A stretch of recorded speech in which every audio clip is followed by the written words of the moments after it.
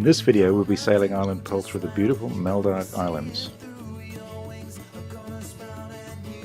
Located southwest of the southern tip of India, the Maldives comprises 26 atolls and 188 inhabited islands, and this stretches in a north-south direction over some 500 nautical miles. Follow us as we share our experiences.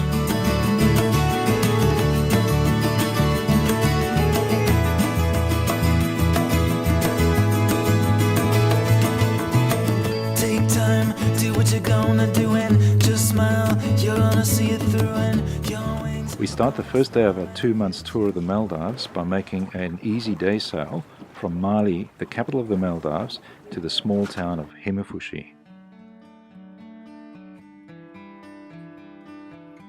Here we find safe anchorage within the lagoon, protected from the swell of the open ocean by the fringing reef encircling the small island.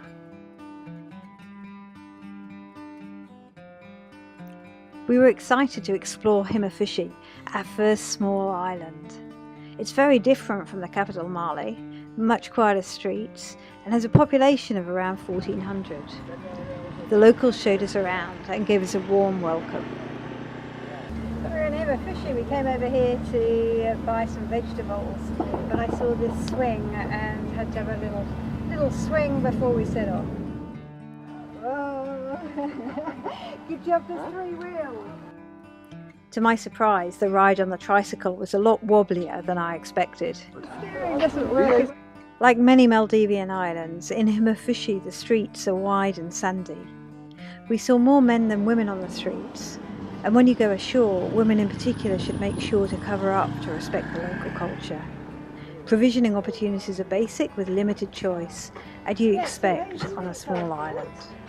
For me, it was a whole new experience on this trip, finding the water so clear that you can see the anchor in 15 metres of water. After exploring Himmafushi, we upped anchor and headed further north in North Mali Atoll. I was totally blown away with the colour of the shallow water, a magnificent turquoise shimmering in the sunlight, shifting to a darker aqua colour over the reefs. No wonder people will pay a lot of money to come on holiday here. As we leave the North Mali Atoll for the first time, we head out to our next destination, the uninhabited Garufaru Atoll, only a short day sail away. What we're doing at the moment is just coming into a channel, and we're just trying to get the right spot. It's pretty important that you use both your mapping technology but also particularly satellite, and we're looking at satellite views and we've put them onto the chart. So all going well. After motoring through the channel and with Julie on the bow looking out for coral heads, we look for a spot to anchor for the night. Due to engine and wind noise, Julie uses a VHF radio to communicate any direction changes back to me at the helm station. Yeah, it was definitely, you could see the sand. Yeah. Okay, I'm just going to go to a spot further down there. And what depth have you got now? Back up to 18. Yes please, we need to switch it on. It's beautiful. If you look around, there's no boats for many tens of miles. And we're just trying to find a spot that's about 15 metres. We've got 15 metres at the moment. We're looking for about 12 metres depth and no bommies that we can hook our anchor chain on. So that's what we're up to right now, and we're about to drop the anchor.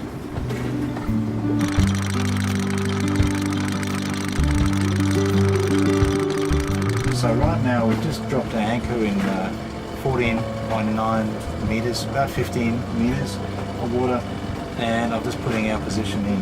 What I'll also do is normally just take a photo of the actual coordinates, and I just keep that for reference purposes, so that at each spot that we've anchored we've got a precise position, and we've got all of our items recorded in terms of what happened, how deep the water was, etc. After a good night's sleep, our journey continues into the beautiful Baa Atoll, and we feel like we've finally found the paradise we've been seeking.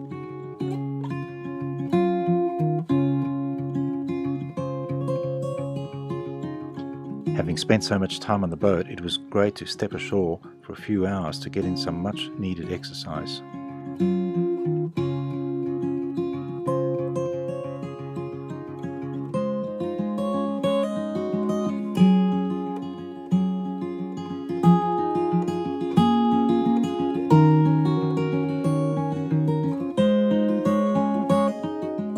After stretching our legs, we sailed past several resorts to anchor for the night.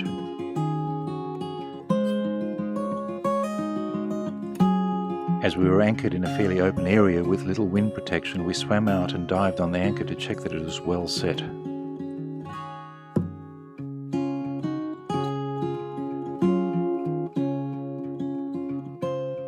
Now that we were anchored in such clear water, it was time to do some maintenance, starting with cleaning the algae and barnacles off the boat's hull, keel, rudder and propeller. We're trying to clean the side of the boat here, get all this diesel exhaust muck off the side. Not sure how successful it's going to be, we'll see. What we found is beautiful water underneath us. I can practically see the anchor, which is 30 metres away, just as if I'm in the air, looking through the air. So what we're doing at the moment is I'm going down to do some cleaning. We've cleaned the top sides of the boat, and basically I'm cleaning the bottom of the boat. So it's a matter of getting some scrubbers, just give it a really light sand down.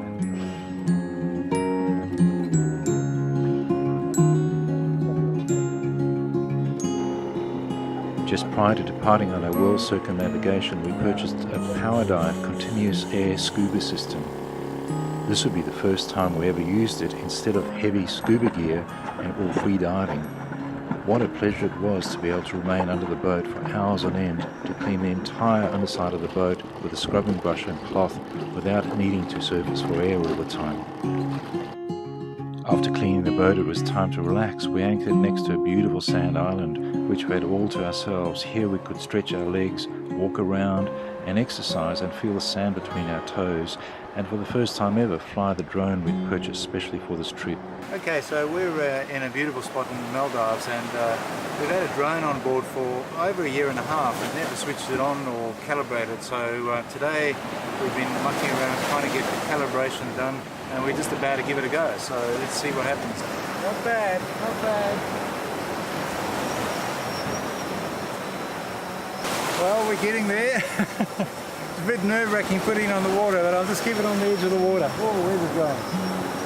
Got the picture of the boat.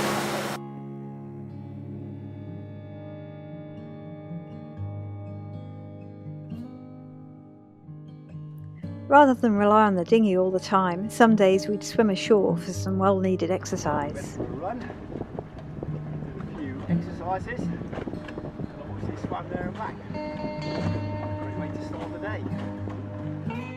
There's a real magic about being on a deserted sand island all by ourselves. All right, Mum.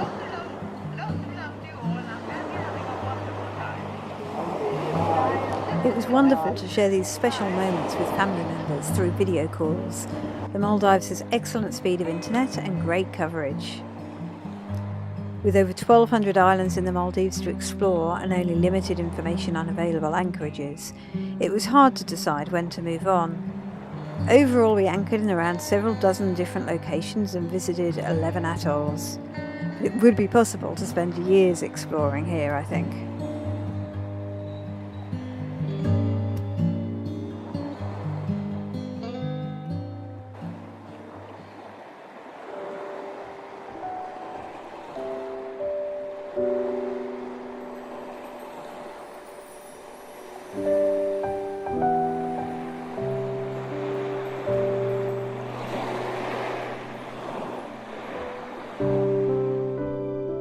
Much as I love sailing, there isn't much privacy, and sometimes we'd let the stress out by fooling around.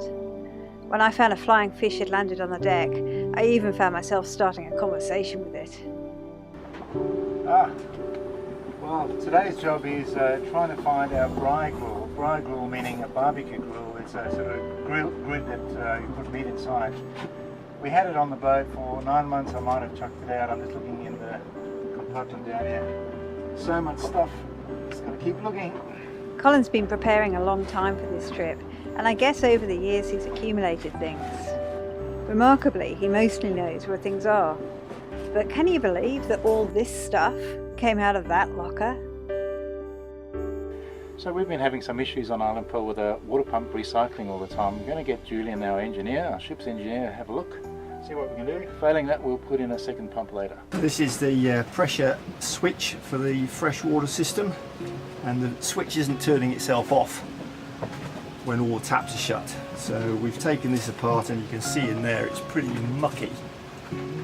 So we'll take this off and clean it up and put it back together again, and hopefully it'll all work. Hopefully.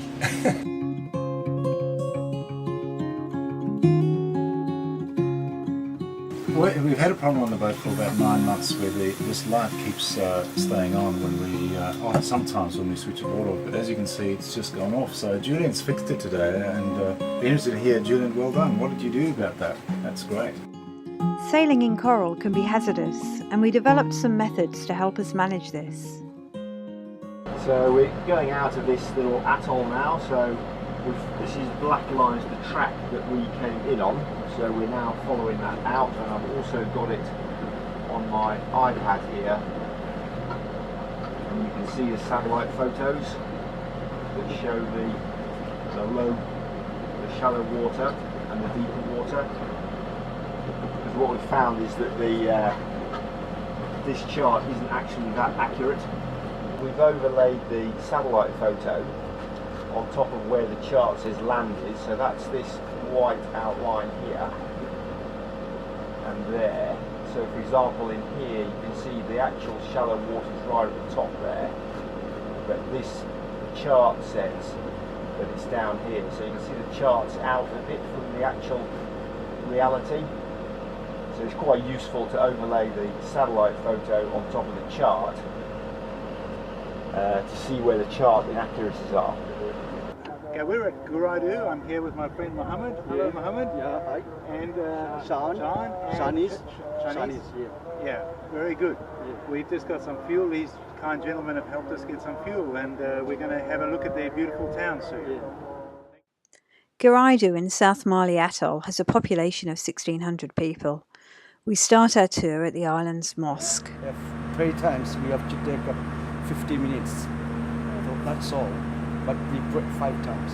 We are going to pray men and women. And at what age did the children start that? How old are they before the boys go here? Yeah, we have to give it to training. 8 years old. 8 years old. Right. If I have a son to come in to pray with father. Yeah. If I have a daughter, going to pray with mother. So they have to make a line, first line, second, third, fourth, fifth, like one by one. So the people have to see it like that, but they have to very tight. If the gap is there, but not leave the gap. We are leaving to the line very tight.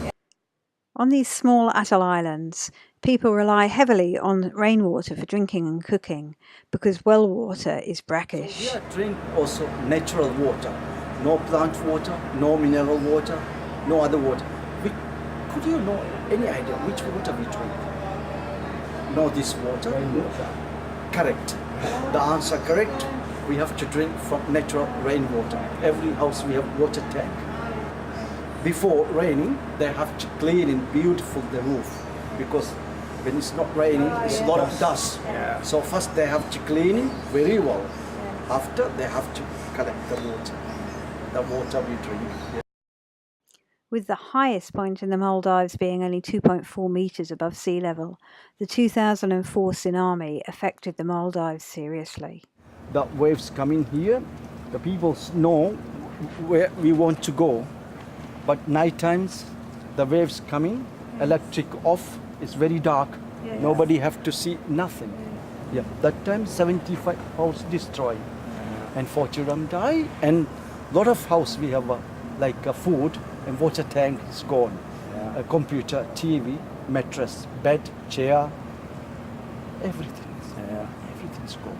Sudden, even 1 minute, finished. My 54 years son, my life is gone, even 1 minute.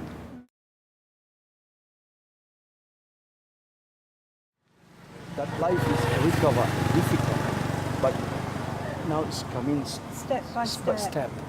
Oh my God. This is the cement and sand. Yes. This is the cement and sand. But this white coral, it's very strong and very traditional and very beautiful. Yes, very This is the without plaster. Beautiful. Yes. Fantastic. Nothing any damage. But here it's all going. Now 3, 4, 5 times they put the cement, doubles. Yes. But it's gone because the water salt.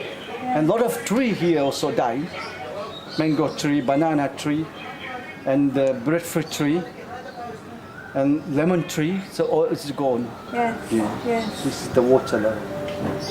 As a 2-metre tsunami wave rushed past these walls and engulfed the entire island, Mohammed tied his wife, children and himself to a tree to avoid being swept away. After sharing with us his sobering and terrifying experience, Mohammed continues with our island tour. Yeah. Sometimes they have to sell the people. Somebody have to come to buy, they have to sell. Sometimes they have to use the house to make a salad. We call asara. Satani. Salad means satani. Satani is super, really tasty. Yeah. To use this way, you can smell it. It's really, it's really great and tasty, really nice smell. They must. We enjoyed the smell of freshly picked curry leaves, the ones so often used in local cooking, and the fragrance of the flowers from the frangipani tree.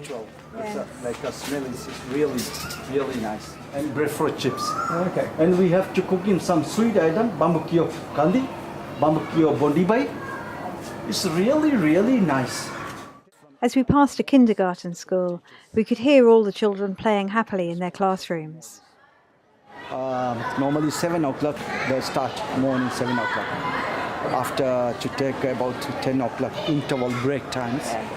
So they have to go home to drink something and later, 15 minutes later again come. We end our tour as Mohammed takes us to a local cafe where we share coffee and snacks. Gula is like a fish ball. And this is also like a flour, all the things from fish.